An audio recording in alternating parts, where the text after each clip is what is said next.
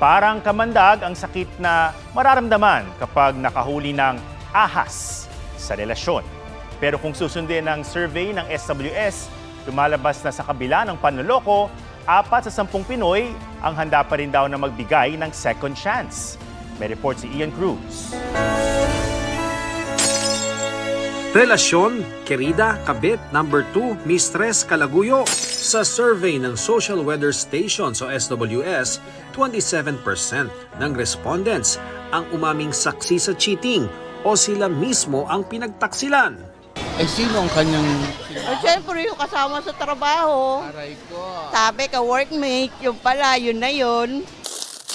6 na uri ng panloloko ang tinukoy. Pinakamarami ang nakaranas ng physical cheating. Para sa ilang Pinoy, kapag may ganyang sumisira sa pundasyon ng tiwala ng magkarelasyon, abay, red flag na yon.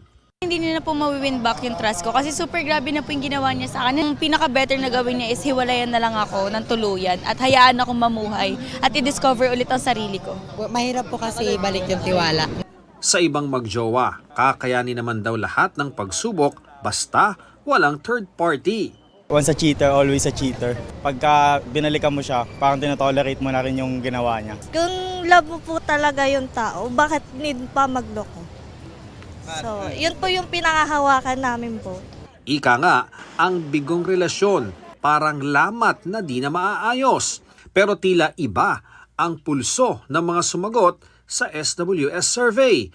Para kasi sa 43% ng mga respondent, love deserves a second chance. Siyempre, tao lang tayo. Kung talagang mahal mo rin siya, ba't hindi mo siya patatawarin, di ba?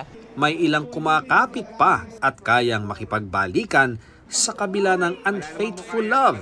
Ang iba naman kumakapit sa gayuma. Hindi ko na alangan yan, kuya. Bakit? Simpleng ngiti lang. Nakuha na.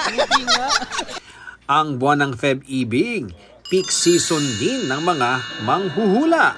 Karaniwang nagpapahula yung may kutob o duda sa jowa. Mga tanong nila, mahal ba ko ng asawa ko? Sasagutin ng bara, oo naman, yes naman dito, mahal ka. Bawa, lumabas, nangangaliwa, makokontra ba yun? O wala na? Hindi, minsan kasi nag-overthink lang yun kahit wala. Ganon. Minsan sa pag-iisip mo lang yun kahit wala. May point si fortune teller. Basta huwag kalimutan na cheating is a choice. At kung ikay niloko at binabalikan, choice mo rin kung bibigyan mo siya ng ikalawang pagkakataon o pipiliin muna ang sarili bago muling magtiwala. Ian Cruz nagbabalita para sa GMA Integrated News.